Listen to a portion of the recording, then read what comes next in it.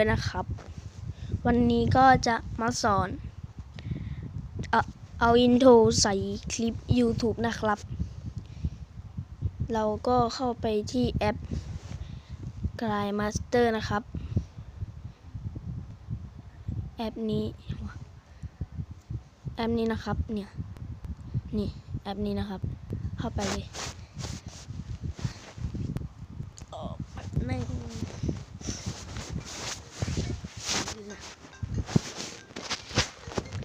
รอแป๊บหนึ่งนะครับเน็ตก็แล้วก็เข้ามานะครับอะไรวะเป็นอะไรนะจะเป็นหน้าอย่างนี้นะครับหนึ่งนะนี่นะครับเห็นละแล้วก็กดเข้าตัวนี้นะครับ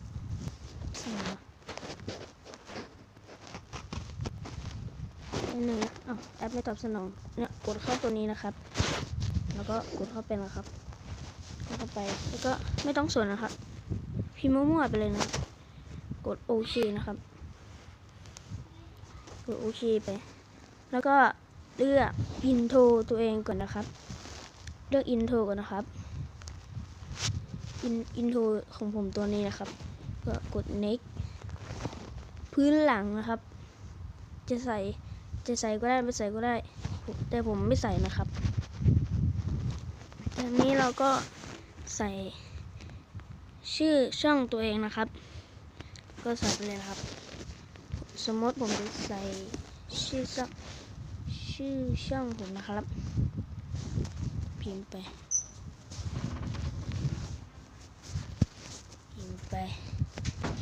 อย่างนี้แล้วก็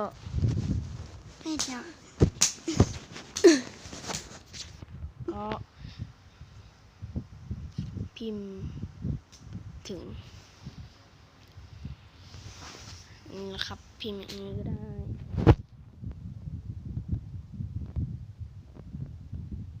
พิมพ์ไปเอาใจไป next แล้วก็เลือกเพลงที่ตัวเองใส่นะครับใส่ก็ได้ไม่ใส่ก็ได้นะครับผมจะเอาเพลงนี้นะครับถ้าทุกคนจะใส่กดหมายเลขตรงนี้ทุกคนก็กดบวกตรงนี้นะครับกดบวกนะครับกดบวกไปเห็นไหมครับมันก็จะอยู่ข้างบนนี้นะครับก็จะอยู่ตรงนี้นะครับนี่ค่ะเมื่อทุกท่านเลือกเพลงแล้วมันจะอยู่ตรงบนนะครับก็กดไปเลยนะครับเรามาดูกันเลยนะครับดูกันเลย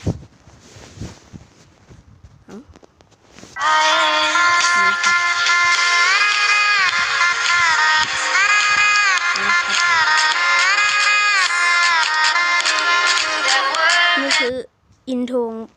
รของผมเองนะครับเดี๋ยวแป๊บนึงนะครับแล้วก็ใส่คลิป YouTube นะครับเมื่อเราใส่อินโทรเสร็จนะครับแล้วก็กดไปที่มีเดียแล้วก็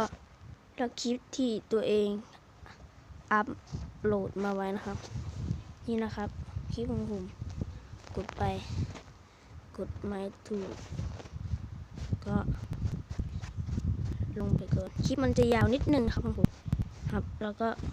กดเริ่มต้นเดี๋ยวเขียนลงกันนะครับที่เราจะใส่สติกเกอร์อะไรเดี๋ยวผมจะเขียนเราไม่เขียนแหละเดี๋ยวไปนึงกดดูเลยนะครับกดเล่นเลยเดี๋ยวนึงเล่นเลยนะครับชื่อช่องของผมเองนะครับอินโทรผมครับนะครับก็จะประมาณนี้นะครับคลิปของผมเองนะครับนี่จะอะไร อะไรเนี่ย หัดครับ เพิ่งหัดทำคลิปอย่างนี้พอเลยไปเลยกดดูไปก่อนผมว่าอินโทรน่าจะไม่เท่นะ เดี๋ยวออกก่อนนะครับเราจะลองใหม่นะครับเดี๋ยวลองใหม่นะครับขออภัยด้วยนะครับเสียเวลาทุกท่านนะยินดี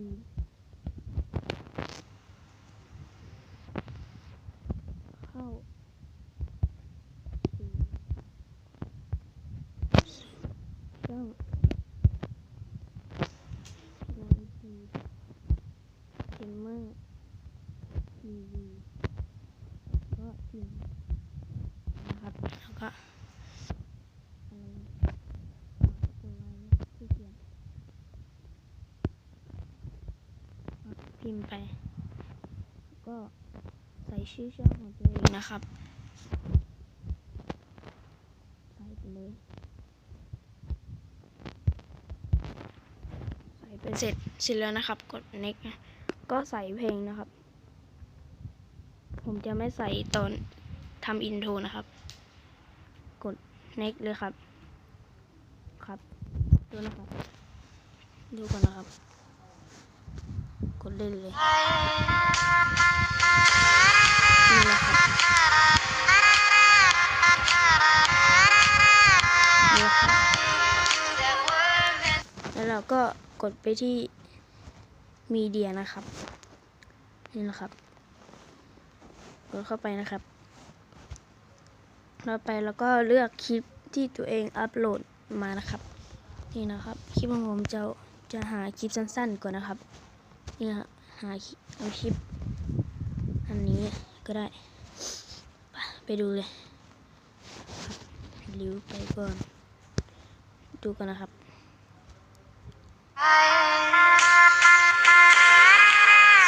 นี่ครับ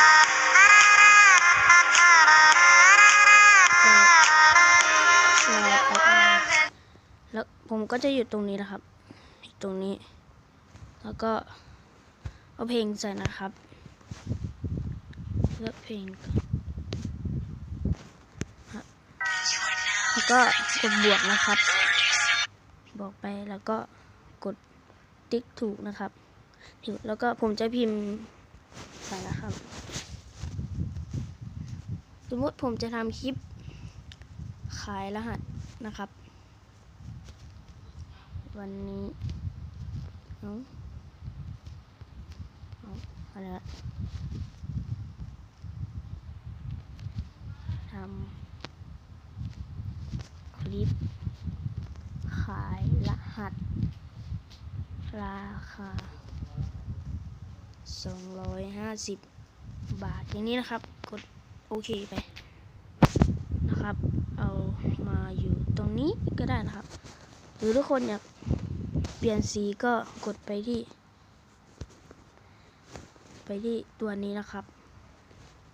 เป็นรูปวงกลมสีครามนี่ครับแล้วก็กดเข้าไปแล้วก็เลือกสีที่ทุกคนต้องการนะครับแต่ผมจะเอาสีเหลืองครับ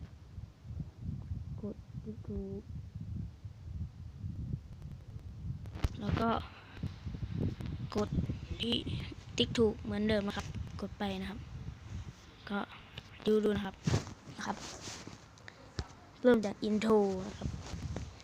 แล้วกดเล่นไม่ได้เริ่มละ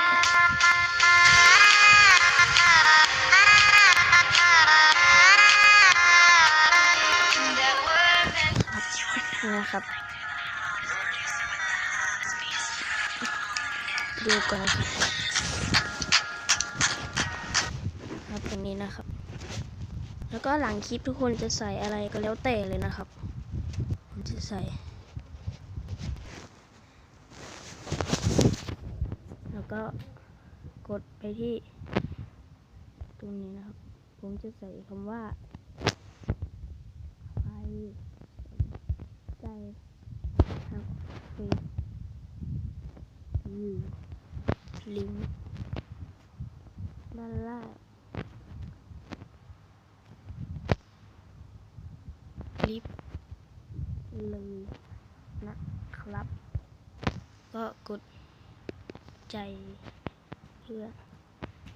แล้วก็ผมจะเขียนสีนะครับเอาสีแดงๆสีบัวๆนะครับโอเคเขากดติ๊กถูกไปนี่ครับ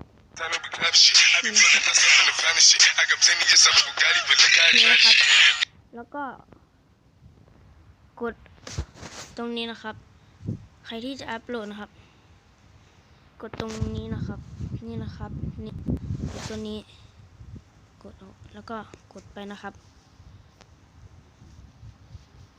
แล้วก็กดไปที่ตัวนี้นะครับแล้วก็เลือกความชัดนะครับของคลิปนะครับผมจะเอาที่ 540p แล้วกันนะครับก็ตอนนี้ผมจะเลือกเป็น24นะครับแล้วก็กดไปที่ตัวนี้นะครับ export เนี่ยกดไปเลยนะครับแล้วก็รอมันโหลดนะครับเดี๋ยวผมจะตัดไปตอนที่มันโหลดเสร็จนะครับโอเคครับผมก็โหลดเสร็จเป็นที่เรียบร้อยเลยนะครับแล้วก็ถ้าคุณจะอัพโหลดลง YouTube ก็กดตัวนี้เลยนะครับนี่นะครับเนี่ยกดเลยนะครับเมื่อโหลดเสร็จจะอยู่ตรงนี้เลยนะครับด้านบนครับกดไปเลยนะครับก็กดไปที่ YouTube นะครับแล้วก็ถ้าพวกคุณอยากใส่เพลงก็ใส่เลยนะครับผมจะใส่ที่เนื้อหากันนะครับแป๊บหนึ่งนะเดี๋ยวผมจะตัดไปตอนที่เลือกเพลงเสร็จนะครับโอเคครับผมก็ได้เลือกเพลงเป็นที่เรียบร้อยนะครับเดี๋ยวเรามาฟังกันนะมันจะผสมกันอย่างนี้นะครับเห็นไหมมันจะผสมอย่างนี้นะครับแล้วกดพาไปก่อนนะครับแล้วก็ใส่ชื่อคลิปเลยนะครับครับสอนทำอินโทรใส่คลิป YouTube นะครับนี่เลยครับก็บวกพร้อมสอนลง YouTube นี่นะครับแล้วก็คำอธิบายอย่างนี้ครับผมจะใส่มือถือที่ใช้นะครับแล้วก็ใส่เป็นนี่เป็นคำอธิบายนะครับนี่ใส่ไปเลยก็อะไรแอปที่ใช้ตัด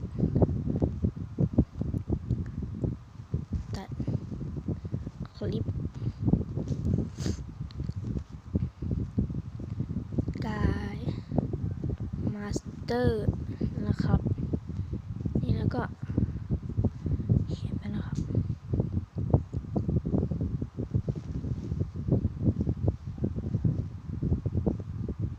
ก็เอาเป็นคำหวานด้วยนะแล้วก็เสร็จนะครับคุณจะเปิดเป็นที่สาธารณะก็ได้นะครับแล้วก็เมื่อเราทำเสร็จนะครับแล้วก็เลื่อนหาปกคลิปที่คุณอยากได้นะครับยังไงเนี่ยสีชัดๆนะอย่างนี้นะครับเดี๋ยวเลื่อนหาปกคลิปกันนะผมก็ทำปกคลิปไม่เป็นผมทำเป็นอยู่แต่มันไม่มีที่เปลี่ยนปกคลิปนะโอเคครับแล้วก็จะคลิปตัวนี้นะครับ โอเคครับกดหยุดแล้วก็กดไปที่ตัวนี้ครับนี่ตัวนี้ครับกดไปเลยโอ้โหคลิปก็ยาวด้วยตั้ง15 นาทีนะโอเคครับมันกำลังโหลดอยู่นะครับผมก็จะตัดไปตอนที่มันเสร็จนะครับนี่ครับแล้วก็ผมก็อัพโหลดไ